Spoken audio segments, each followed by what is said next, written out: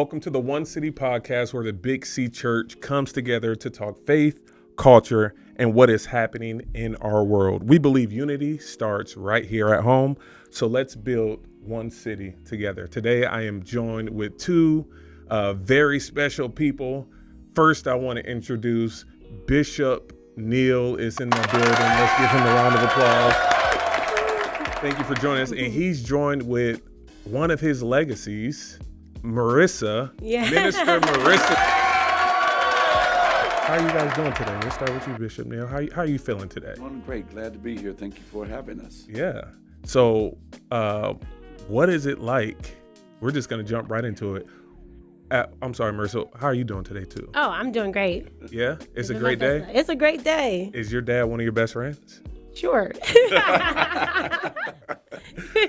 So that leads me to actually my first question. What is it like ministering with your daughter, your father? Like, what is it like having preachers and pastors and bishops directly in your family? Do you guys argue? Do you guys just agree? Do you guys encourage one another? Like, you know, whoever wants to go first and just ladies before gentlemen. Well, I think I've been in ministry with my dad. I started off actually in ministry with my dad. You know, he licensed me at 16. My first sermon was at 8 years old, you know, under my dad's ministry. So it's nothing new. The only thing that's new is that now I'm in my 30s and have been in ministry for 20 something years. Right. In your 30s and in ministry for 20 something years is that's the only thing. I've experienced a lot. But I say it's been cool. I think I added a couple gray hairs to my dad's chinny chin chin. But I mean, I think it's been a learning process for me. It's been very humbling. And it's been exciting, actually, too, to just see my dad and I kind of working together. I agree with that 100%, you know, but from the very beginning of her having a relationship with the Lord, you know, it's just been more natural because before the calling, she was still coming to church every Sunday. Bible study every week, traveling in the city, out of town, out of the country, wherever we were going. So it was still quite natural, you know, for her to participate in ministry. And then when she acknowledged her call, you know, I'm like, oh, no, let's go ahead. You're just young. Go ahead. You know, you're going through a phase. Wait, how old was she when she kind of brought up to you like, hey, Dad, I think I want to go into Unfortunately, preaching? Listen, nobody's going to believe me, but it started at age 4. Wow. At age 4, I would go into all their bedrooms and pray for them, pray with them, and then they go to sleep. Marrissa would be in the bed, and I'd go and check on her. She's in the bed, sleep like this. And the next morning, slain in the spirit. Absolutely. You know, and then the next morning, wake up, she said, Daddy, I dreamed about God. I'm like, girl, get out of here. You ain't dreaming about no God. You know, then the next night, I go back in there again. She's in the bed, sleep like this again. I'm like, what is she doing sleeping like this for? You know, and the next morning, come out again.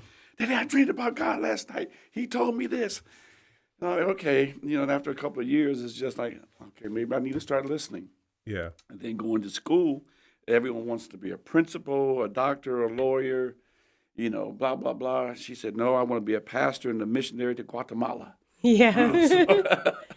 So it's like 6 and 7 years old, 8 years old. I want to be a pastor and a missionary to Guatemala. Where did Guatemala come from? Guatemala, you know? Yeah.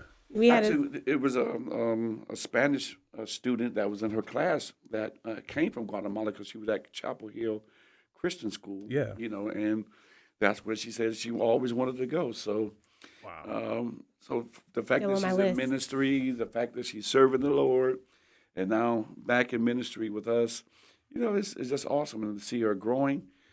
The only challenge that I have now is instead of me casting vision, she's now sharing vision. Okay, Daddy, I see this. Daddy, we need to do this. Daddy, we can do this. The Lord says this. So now it's bringing all those pieces and parts together.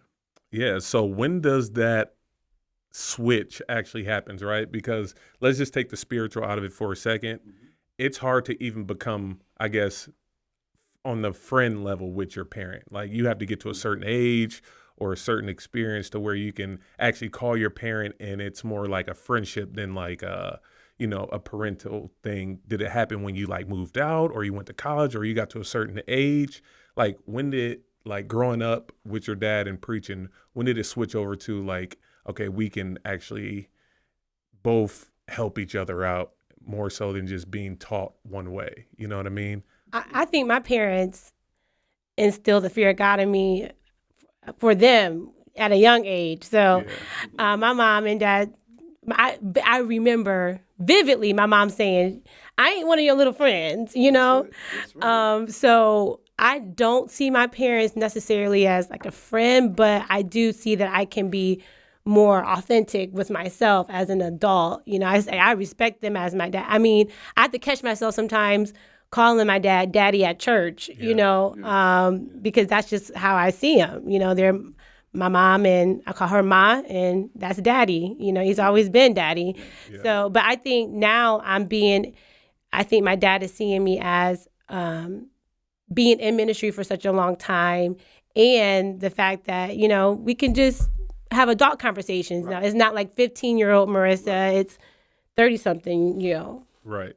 You said 30-something years. I'm not gonna put it out there. So how did you get into ministry, Bishop Neal? Like start from the beginning. How did you get to where you are today? Because I know There's been not enough time, but I'll do the best I can. Give us the Cliff Notes. The Cliff Notes is I was in junior high school, and I would play church, play pastor.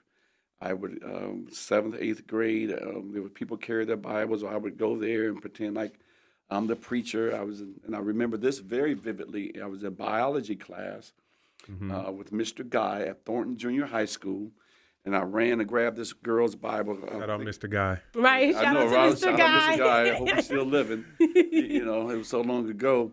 And I grabbed her Bible, and I put it up front, and I laid it down. And I remember Pastor Silas Overstreet. Yeah. And I would mimic him, and I started preaching.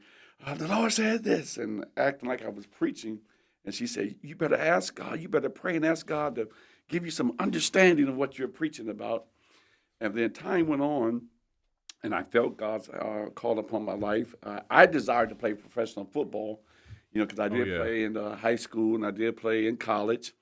And I did have an invitation to go to the Saskatchewan Rough Riders, and my mother told me I wasn't going to go. And I stayed home and went to Bible study and church with my grandmother, and I felt the call of God upon my life. And Reverend Egbert Lee Jr. Said, okay, are you sure? I said, yes, sir. He said, come back and see me in 6 months. Yeah. So it wasn't like it is today. You acknowledge a call, and then you get licensed the next day. Right. We went through a purging process. So 6 months later, I come back. He gives me another date, to do my initial ministry, initial service. And so how old were you at this point? I was 21. Okay. I was 21 because I started ministry October 17th, 1984. And there were some confirmations because I remember being in church on a Sunday morning and during the altar call, feeling God's hand on my life. And while Pastor Durwood Lockett was praying, I just remember that my hands were stretched. And next thing I know, the microphone was in my hand. Don't ask me how. Don't ask me how. And I just started praying right there before the whole congregation. And right after church, Pastor Egbert Lee Jr. and just Pastor threw it to him. Yeah, we talk about mic toss. That was a mic toss. But I don't know how it came to me. And they took me back in the office, and they said, yeah, we do recognize that the anointing of the Lord is on your life. And there, things just kept going. So it wasn't like something that I just wanted to do. Yeah. I wanted to do something different, but I'm glad that I'm here. That's a good answer, Marrissa. So I know you started at 4 years old with dreams and visions. Yes. But when did it actually get to the point to where you began to carry out those ministry acts or actually operate in that calling? That I think the very first thing that I did in ministry was when I was 15 years old. Oh no, go back to when you were 10. I'm cutting you off. Well, when you was 10, you was in the Bahamas teaching of vacation Bible school during a revival. Yeah. So was she supposed to be on vacation or was she? We were both. Yeah. We were doing both. We didn't have nothing for the children to do. Marissa said, "Daddy, I'll teach them." Yeah. And next thing you know, she took all these children in the Bahamas and put them over in the room. So yeah, I was young. So from 4, and then I think I preached my very first sermon at 8, and then starting in the ministry per my dad 10.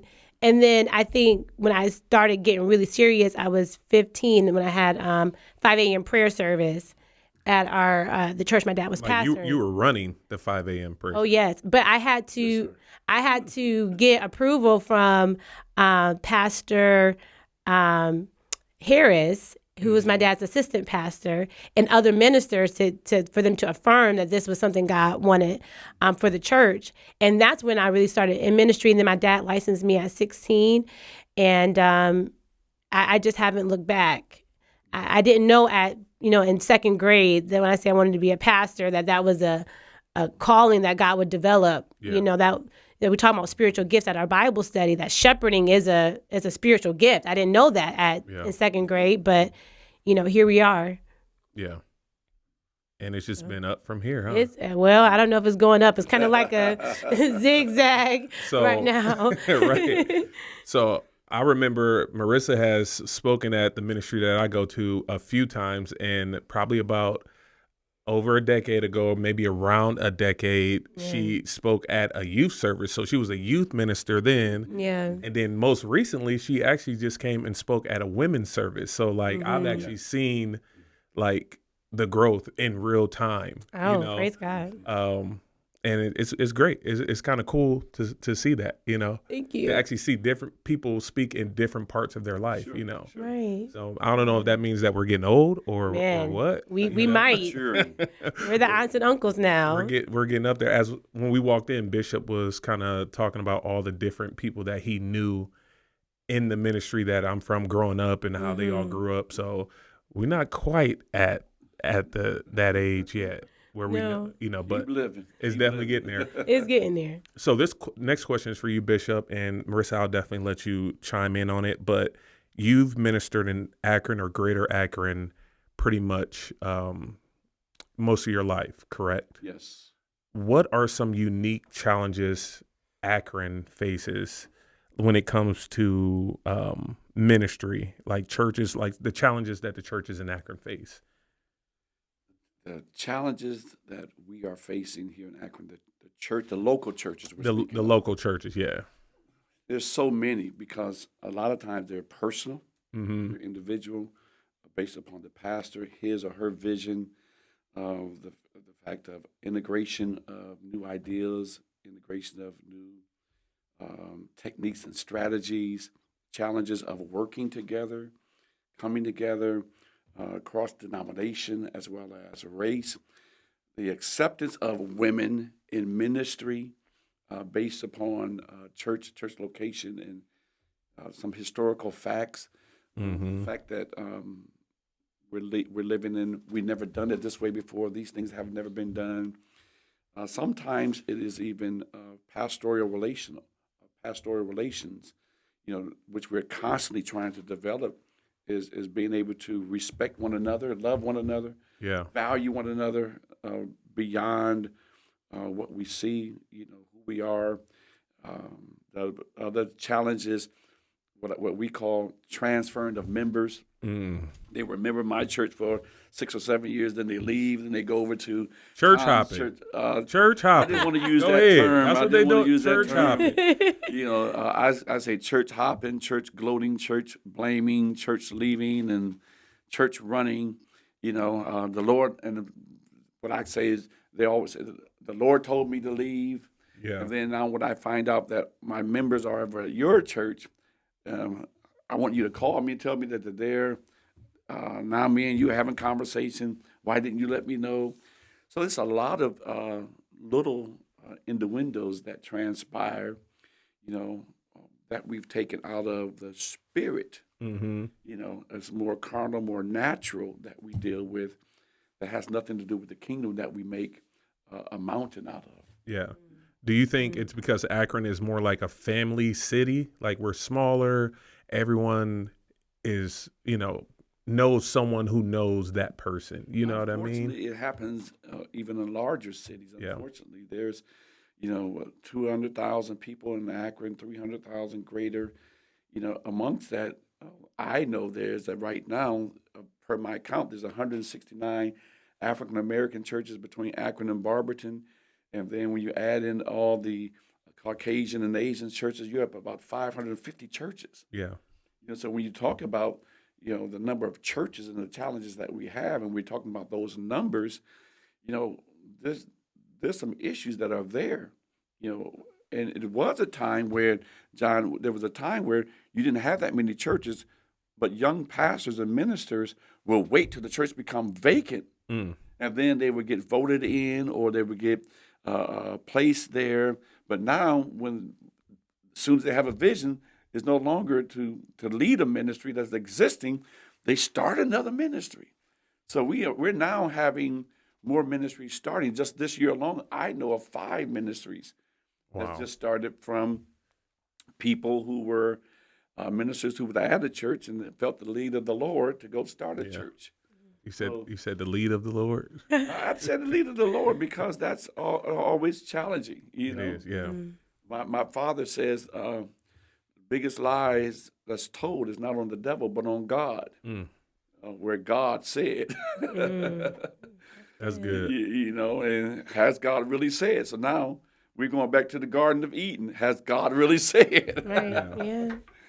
That's deep. Marrissa, same question to you. Like, what are some of the unique challenges that you have seen? Because you do a lot of missionary work and evangelism. So what are the challenges that you're seeing in our city? I would say one prayer for me is that we would know who we are. I think for me, it's the authenticity. And what I mean by that is, like, the church in Akron is not the church in Chicago or the church in DC. Like you said, we are a tight-knit group. It's not like that's to our benefit, that we do know a lot. We know each other. We know somebody who knows somebody who knows somebody. And I think we should play to that strength. But when I do go out, because like I said, I've been preaching in churches for 20 years, and most of that is in Akron. I'm seeing, and is multicultural churches too. I'm not just preaching in one culture. I just think we don't really know who we are. I think if we figure out the value that the body of Christ brings in Akron, the city would change. But I think we need to find out who we are, that we are a tight-knit group community, that we do know each other, and play to that strength instead of causing it to divide us. That's good. So I guess leading to it, I'll let you answer this next part. What is something that you think will get us to that point? Well, it's going to take a lot of prayer. It's going to take a lot of prayer. And then I think it's going to take stuff like this, candid conversations. Come down to the spot. Let's have some coffee. Let's have some charcuterie boards. Right. Charcuterie boards. You said like veggie trays. Oh, okay. Yeah. We got. Tell you how old I am. Well, that's the fancy name for it. Charcuterie. Yeah. Let's have some raw conversation, and I think I'm having these where I thought maybe somebody didn't like me because of what I thought they thought about me, you know what I mean? But then realizing, wait, you have a passion for prayer. I have a passion for prayer. You have a women's ministry. I have a women's ministry. And then now we're talking and it's like, girl, you cool, and I think we just need to have those raw, honest conversations to see people for who they really are and not these personas that we perceive on social media. Yeah. I think you're talking about the unity over uniformity. Like just because we don't all have the same outlook on every issue and every opinion doesn't mean we can't come together in unity. Right. You know what I mean? Like we all come from different denominations, so many different denominations and different things. But I mean, we can still have unity, unity over uniformity. Absolutely. Definitely, for sure. Can you expound on that too? Something that you think our city needs to kind of get to that place of unity? I echo what Marrissa said, as well as bringing down the barriers, the walls that we've established. In the Old Testament, we find that the New Testament, rather, the veil in the temple was torn. That divided us. So why are we putting veils up now in between us? So we need to realize that we have more in common than we do apart. And we talked about that a little bit on Sunday, regarding communion, the different views that we have on communion. But the reality is, it is the grace that's at the table. So we need to start looking more at the grace that's at the table. Yeah, I like that. Regardless to our denomination and who's leading, who's not leading. There should be a clarion call. And I think Marrissa had a prayer called the clarion call one time. There should be a clarion call that said, hey, all pastors meet down at the Duck Stadium. And, regardless who's leading prayer, regardless who's doing X, Y, Z, we want everyone just to be there and listen. Okay, another plug. Ducks don't charge us when we come down there. That's just the pastors there. Just let us in the building. Let us come in there for free, rubber We ducks. want free, FREE. Yeah. Absolutely. We just want to come in there to show the community as well as the city and surroundings that we can come together. And we're going to leave our collars at home. Everybody's coming in T-shirts and jeans and tennis shoes, sunglasses and sun visors and baseball hats. And you won't know who the dignitaries are and all that. We don't know. We're just coming to fellowship. That's good. That's really good. Man, that's actually really good. I don't want to get off, but I feel like that should be, a whole topic that we actually discuss at one point. You said something about communion that you guys talked about on Sunday. Mm-hmm. What was it that you guys talked about? The frequency of communion? We talked about the frequency of communion. We talked about the purpose of communion, definition, the types. Why is it called Holy Communion? Why is it called the Lord's Supper? Why is it called the Eucharist? All three the same. What's a Eucharist for the people who don't know? It comes from the Greek word Eucharista, and which means thanksgiving. More of those who are Catholic and Roman Catholic use that term. More Baptist, Protestant will use the term communion. Sometimes ecumenical will use the Lord's Supper. Yeah. And then you have the four views. Is communion? What happens during communion? Is it memorialism? Is it spiritual presence? Is it transubstantiation? Or is it consubstantiation? You know all these words, Marissa? I wrote them down. He told us to take notes, so I got the notes.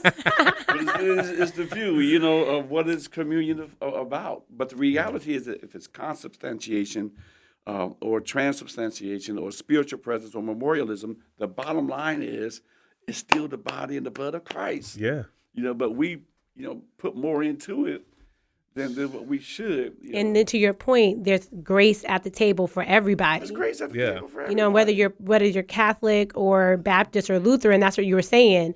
There's grace for all of us. Yeah. And I think we miss that. Like, we're all taking the same communion. There's no purple wafer for the Baptist and pink wafer for the Lutheran. Yeah. We're all at the same table. I think we just need to figure that out. And how do we hone in on, like you said, the unity versus the uniformity? Yeah.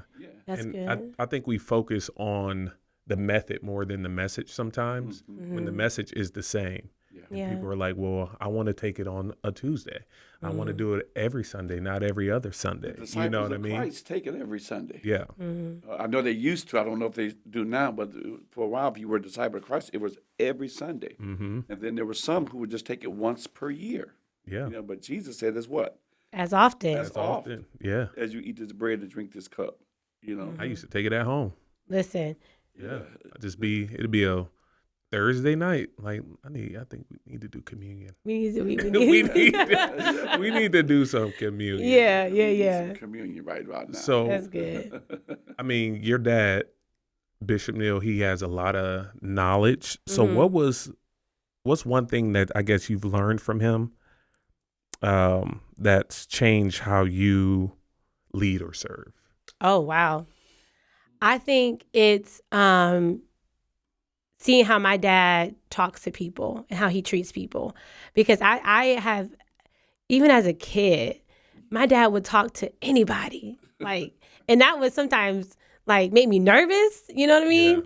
Yeah. But, he talks to anybody, and he talks to them the same. Like, even as an adult, seeing you talk to like the mayor and then someone who's homeless or experiencing homelessness, no one gets a different type of treatment. Yeah, same candor for everyone. Yeah, so I think it changed me because at first, when I started off in ministry, I wanted to be like the women ministers of that era. I don't want to name drop anybody, but there were certain women ministers that I tried to emulate, and they had this certain type of ego or, aura about them. Like, I'm important, I'm this. And then the older I got, is like, my mom and my dad don't treat people like this. Like, they will literally talk to anyone, my dad more than my mom, but they treat everyone with kindness, and they're just authentic. What you see is what you get. Yeah. And so how I lead my Sister Talk ministry, how I try to lead in other areas, is just to be authentic, to treat everyone the same. That way no one can say I was, partial to anyone. And I think we're missing that in the body of Christ, is just that realness. And that's what I've learned from my dad. Love that.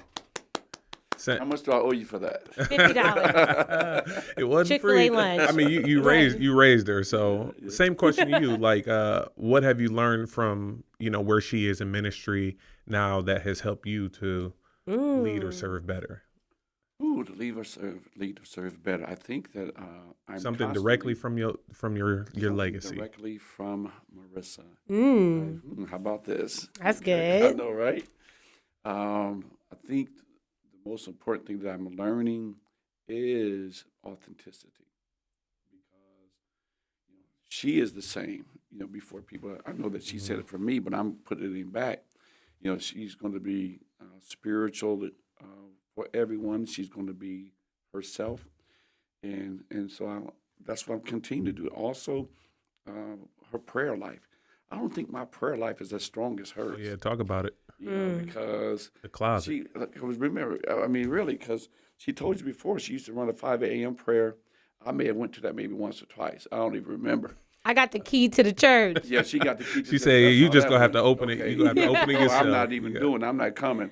And then she's been doing 7 a.m. prayer for how many years straight now? 5 years. 5 years. 3 times a week. Listen, 7 a.m., so I'm asleep at 7 a.m. Yeah.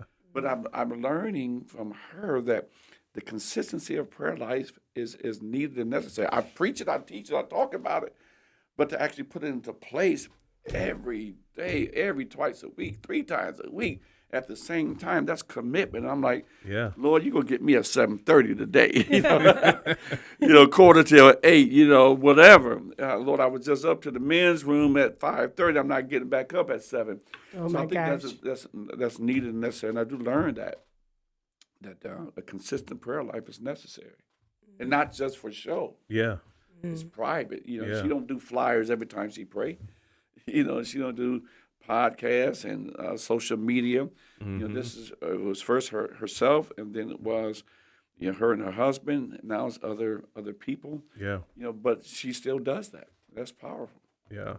My pastor used to always say when I was a teenager, private prayer is public power. Yeah, absolutely. And they used to always say what you do and when you praying when no one sees you off the platform is what really gets you, to where God wants you to be at.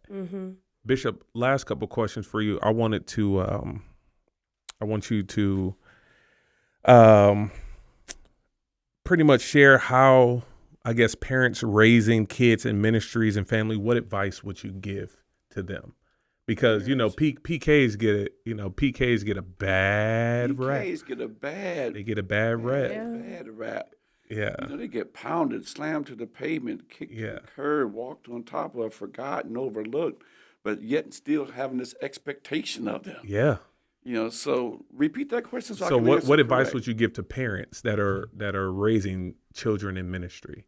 What advice would I give to parents raising children in ministry? So pastors and preachers who have children, they're raising them up and while preaching and teaching. And parents who are raising children in ministry, let your children be children. That's the first thing. Don't hold them to a different level of expectation.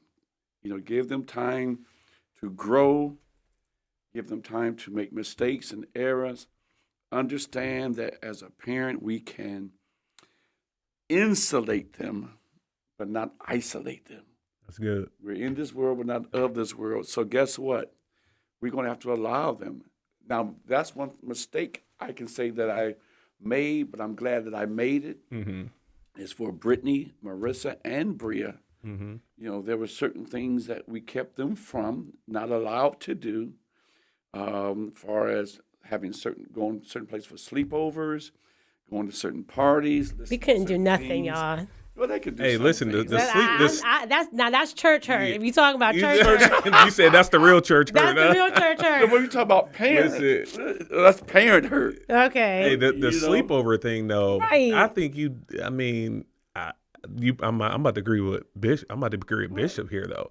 Like, you can't let your kids sleep everywhere. Maybe go to a couple parties. They should. We didn't even do that. You know. They didn't do that. I mean, I think I gave them a Sweet 16 party, but that was it, and I was there. By that time, it's like, Other than You that, say you was in the corner, like 17. I mean, no. right, there yeah. was things at school that they didn't go to. Now, if I had to do it over, I would do a couple of things different, but I would still give them a little bit more room, a little bit more space. I think that's needed and necessary for them to have a little bit more room and space to help with their identity. But I think for Brittany, Marrissa, and Bria, it still helped them, and they got a chance to experience different things because for most of their life they went to a Christian church, a Christian school. Yeah.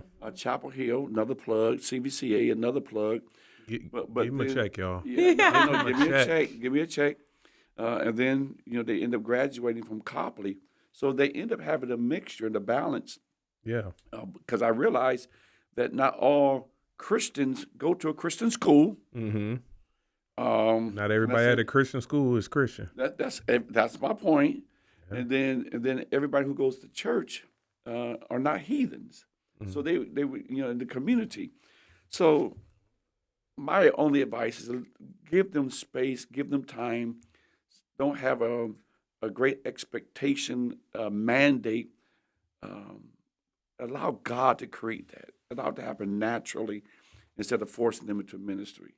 Mm-hmm. If they want to go and be a carpenter, if they want to go be a hairstylist, they can still love the Lord and be that. Yeah. They don't. Brittany, Marrissa, and Bria, they're singing praise. They're praising words for a long time. Marrissa still tells Brittany she's going to be an evangelist, Bria's going to preach or whatever. But they all was singing. Yeah. What part did you sing? I was thrown into either the alto or the tenor part because Brittany and Bria sang the soprano in the rafters. So but they did their thing, and now because we gave space and time. Even though Brittany and Bria lives in another city, they have their own Bible study now going. Mm-hmm. So I had nothing to do with that. Yeah. But I'm glad to hear that.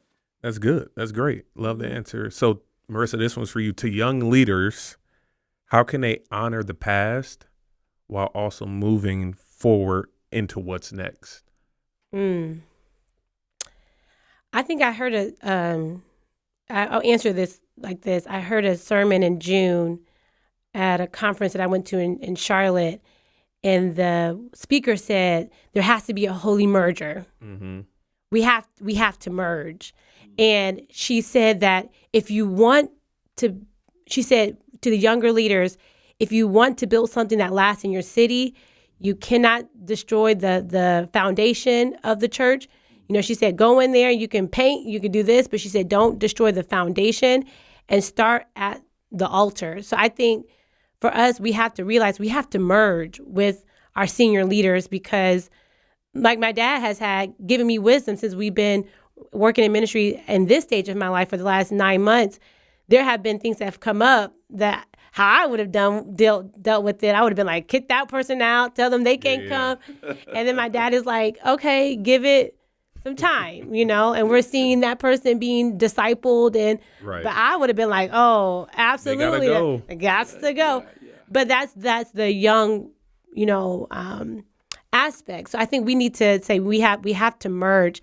And it's not that we don't need the past, because how church was in the 80s and 90s, it kept some of us, you know, and that's the reason why I'm in ministry now, is because of what happened in the church in the 80s and 90s. But now I think we need to figure out how do we merge together while we still have, you know, our pastors and parents in the ministry, you know, that we figure out, okay, Daddy, how do we work now? Because I'm ready to go. Yep. You might be ready to exit, but how can we, like, you know, merge these two and make a really special moment for the kingdom? Love that. That's good. So, do you think you and your father work well together in ministry? Like, I mean, is it a dynamic duo? What day of the week? let's say a ministry day, like a high intensity ministry day, like on a Sunday morning. I think we do. I think we do. I think my dad and I are the same. We have the same ministry personality, you know. So it's just in the female version, which is different. Women in ministry, I can't help it. We're just the bomb, you know. we're stars. And shout out to my sisters in ministry. I see you. But I think my dad and I have the same ministry personality. We want people to be blessed. We want God to be glorified ultimately. But I think we don't always see eye to eye. But, you know. Okay. but you know, I think we do good. What do you think? What do I think? I think so. I think we do, because Sunday mornings, we want everyone to enjoy the worship, and then we don't want to take away from our own personal worship. Mm-hmm. You know, we don't want to be so consumed with X, Y, and Z that we fail into worship. And I think that's what a lot of pastors do. They're so consumed with the mechanics of things that they don't engage. So, you know, I'm not on Sunday morning, all this is going on, okay, whatever. I want to take time to worship, and I'm not micromanaging what she's doing. I want her to worship, but then afterwards we'll talk, or before, because at the end of the day, we want people saved, get a life to the Lord, empowered, be free. Yeah. And I'm at the place where I want to be drama-free in church. Ooh, drama-free in church. I don't want to go to church for no drama. No drama. Did I say that? No drama. Might have to say it again. Please, I don't want to go to church for drama. Okay, no drama. Somebody shout no drama. No drama. No drama. Hashtag no drama. Yeah. Maybe y'all can help me with this. What's the one scripture that says he called the young because they're strong and the old because they know the way? I don't know. So what are you trying to say? I'm just asking, what you trying to say? I'm saying that you are much wiser so what are you trying to say? than Marrissa and I. You're much wiser than us. Yes. Yeah. All right, last question. When you hear the term one city, what does it mean to you? Give me the quick version. What you think? What just blot it out. One city is, like we've already been talking about, the unity of the church. You know, addressing the needs of the community by way of the church. And there's only one. Yeah, Big C Church. Big C Church. There's only one. Yeah, Bishop. 1,000% agree. One city means just one city. It doesn't mean little cities within the city. And that's what I believe that a lot of people have created. You know, that they're one, like the United States. You know, we're 52 states or whatever, and we call ourselves the United States. We're supposed to be one country, you know, but we have various states with their own operations. You know, so how can we be united if there's different governments ruling different states?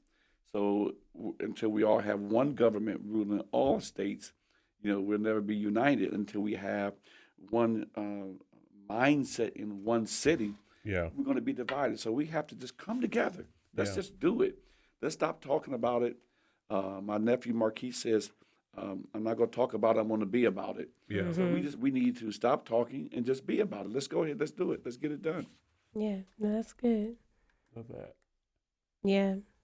So let's do a quick lightning round. Okay. Lightning round. Ding, lightning ding, ding. round. So Marrissa, you'll go first, okay? You ready? So you kind of get the answers. You get to think about your answer a little more. I'm older. Yeah. So, all right. You ready? Yeah. One book that shaped your theology journey. One book that I'm reading. Not the Bible. Oh, okay. One book that I'm reading now is called When the Church Was a Family by Joseph Hellerman. And it talks about how the church originally started off as a family. Yeah. And we're losing that solidarity with each other. That's good. Go get that book. All right, second question. Favorite worship song right now? Oh, man. Favorite worship song that I have on repeat right now? Oh, man. Pass. There's so many. Don't take her on Family Feud. Okay, right. Like, pass next. Next, I don't know. There's so many. I can't. Who inspires you in ministry? I would say my husband. My husband inspires me. He's so selfless, and you won't even know he's there. He could be here right now. You won't know it until you see him. Waiting in the shadows. Act up if you want to, somebody. Yeah. All right. Coffee or tea? Tea, 100%. I like the smell of coffee, but I can't stand the taste. Yeah. Yeah, I can't do the taste. It's too bitter. As I'm drinking coffee right later next. All right, Bishop. One book that has shaped your theology. 1985, the one book that shaped it then and still today is a book by Paul E. Little, Know What You Believe. Out of every book that I have acquired, Pastor Edgar Lee Jr. says this: you can know about how to build church structure, church growth, salvation, everything that's there, but you have to know what you believe. Yeah. Paul E. Little, Know What You Believe. That's good. Favorite worship song right now? Favorite worship song right now? It can be favorite song right now. Listen, this morning when I rose, I didn't have no doubt. I'm old school. You got to remember that, okay? I knew the Lord would take care of me. I knew the Lord would provide for me. Yeah. Lead and guide me all the way. Wonderful. Who inspires you in ministry? Well, I know it sounds cliche-ish, but my family has been my mom, my dad, my children, especially because I can definitely say that because of things that have happened over the course of my life. I can look back and see where those inspirational moments has come from. Yeah. Wonderful. And then coffee or tea? If I'm driving long distance, coffee. If I'm sitting around just doing nothing, tea. Tea. There you have it. Listen, I want to thank you guys for coming on today. Give yourselves a hand clap. Give yourselves a hand clap. Thank you. Yeah. Thank you. This is It was a wonderful fun. episode. Thank you. Make sure that you are liking, subscribing, turning on the little bell so you can make sure you stay up to date with all the notifications. And as always, we love you. Peace.